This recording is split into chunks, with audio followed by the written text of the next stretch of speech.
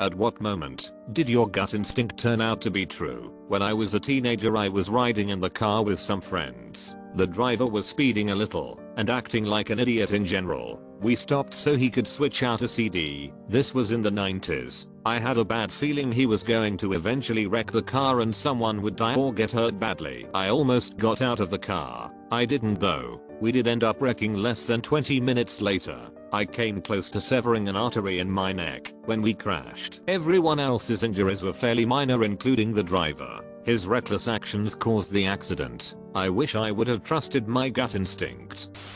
The first time I met the teacher my autistic daughter was going to have in elementary school, we were chatting about my daughter, and she went over and sat in a rocking chair in the classroom, and the teacher's reaction was just over the top. She actually yelled at her, "No, no, no, that is Mrs. R's chair, little Missy." I was gobsmacked, but then I second guessed myself. Told myself that I was just being overprotective, etc. I should listen to my gut. Mrs. R was caught pulling a neurotypical student down the hallway by his leg while he was laying on his stomach, and then she dropped his backpack on top of him. She was arrested for this, but was still able to return to work. With the addition of cameras in her classroom, while out in bond a few months later, she was caught abusing one of the autistic kids in her class multiple times, allegedly smacking him on at least one occasion with her flip-flop. After the second incident, our local newspaper shared an article they had written about this teacher many years earlier, when she was 12, and had murdered a 14-year-old classmate by stabbing her in the heart. When I was around 15, my dad was working in a different state with a friend of his for some extra income. I remember one night I woke up out of a dead sleep and everything in my body was telling me, "Call your dad now." So I did. Even though it was like 2 AM. He didn't answer. I put my phone down and was slowly starting to wake up and tried to convince myself he was probably asleep and I was just being weird. But the feeling wouldn't go away. Something that I can't explain was begging me to keep trying. So I did. By the 5th time my stomach was so tied up in knots I thought I was going to puke. But then he picked up, and the first words out his mouth were, "Christ honey, can you hear me?" I said yes, and told him I was worried about him, and asked if he was okay, and he said no, not really, but I need to call you back. He hung up before I could say another word, and that's when I went and woke my mom up. I told her I think something happened to dad. My dad finally called back and told us how he and his friend gravely misjudged how sharp a turn was, and they both had just climbed back up a small ravine and were walking all over the place trying to get signal to call for help. When my call came through, they were pretty banged up, but nothing life-threatening. Only spent a couple days in the hospital before my dad decided he'd had enough and took a bus back home.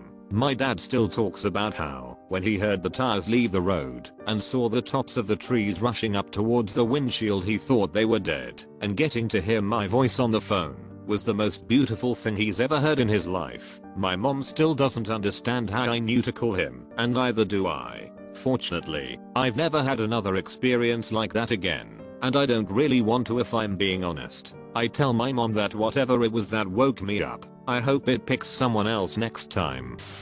My mom was a crazy hippie. I moved out at 16 and was eventually able to establish a close but cautious relationship with her. At this point she was living on a boat in the Florida Keys. I loved her dearly, but she suffered from addictions and was in a relationship that was terribly abusive.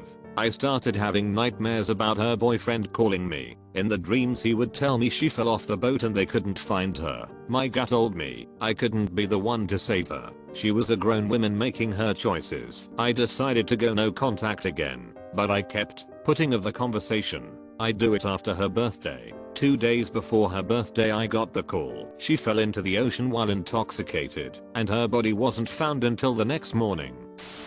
I was visiting family in California, LA area. I was walking home from a newly opened thrift store near my grandparents' house. At that time I was with my older sister who a week or two prior had my second nephew. I started to get the feeling that at some point we were going to get hit by something. I wasn't exactly sure what, but I had that feeling. I kept pushing it off, since around that area, and especially at that time, there may have been maybe 5 cars going down both ways of the street. We were just about to round a corner to get back onto the street by my grandparents. When I felt like I honestly needed to puke from how bad of a feeling I got, I ended up pushing my sister and my nephews away towards the wall of the house on the corner, and almost immediately I got clipped by a car that had gotten T-boned while speeding. Luckily my nephews and my sister were alright, but I needed surgery on my leg and a portion of my hip.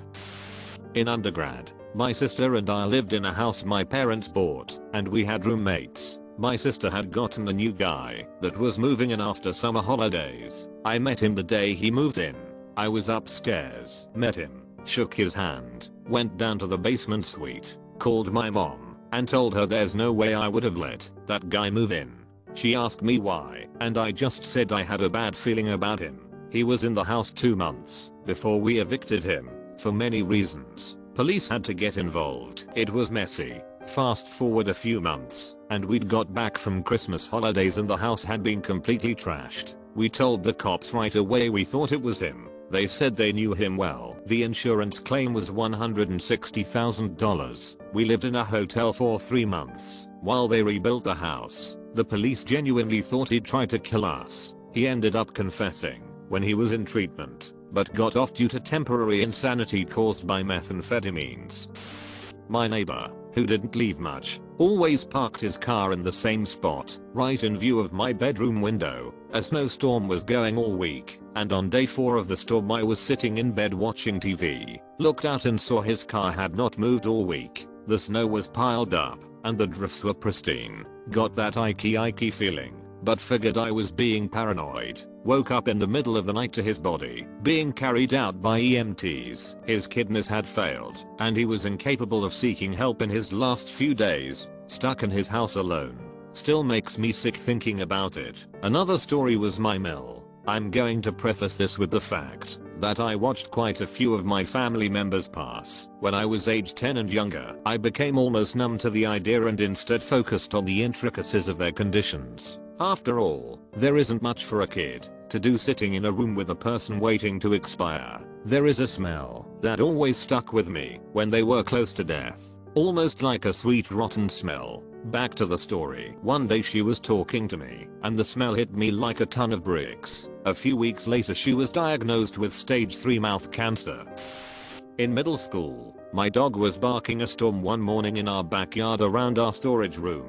My parents told me to go check it out, but I had a feeling something was up, and I didn't want to be late walking to school. Shortly after I get there, the school goes into immediate lockdown with everyone sheltering in place. Apparently there was a dead body with a bullet wound found in a car at a nearby park and the suspect was still at large. Eventually the shelter in place is lifted, and the school day goes on like normal. On walking back home, as I turned the last corner with a block to go to my house, I see a whole squad of police cars pulled up around my house. I frantically sprint down the block and find my backyard swarming with police officers rummaging through all our boxes and junk from our storage room.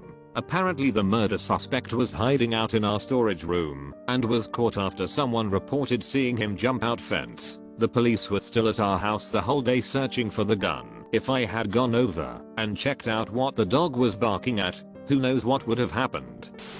The night before, my fiancé was going to leave on a road trip with her dad to go see family back east. She asked me if I was mad at her for going. I'd had a bad feeling about the whole thing, but couldn't really say why. It was just a feeling. She would have been gone for about 3 weeks. I told her it was okay, that I just didn't want to miss her. I should have listened to my gut. About 2,100 miles into their trip, at an intersection in Joliet, there was a drunk driver in a truck that plowed through her car and 3 others, killing her and crippling her dad. She was 29. They were about 250 miles from their destination. My world shattered on that day, and I've been a broken shell ever since. I had a bad feeling that I couldn't put my finger on.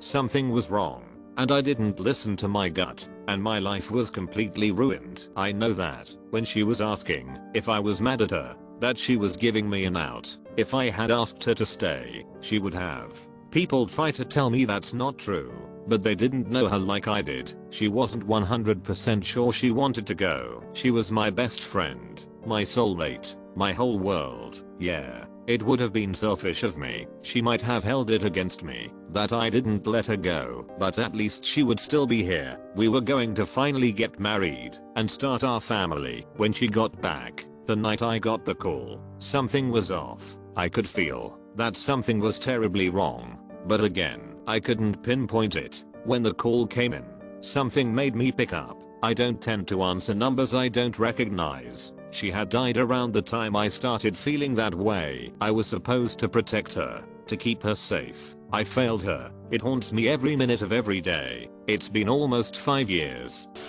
Not me, but my nan. My nan always had this weird sixth sense about things. She always knew when someone was pregnant. She knew when her kids skipped school, when they'd snuck a treat, the best day to go to bingo, etc. She went through cancer twice in 5 years, and she had just finished her final round of chemo when she knew something was wrong.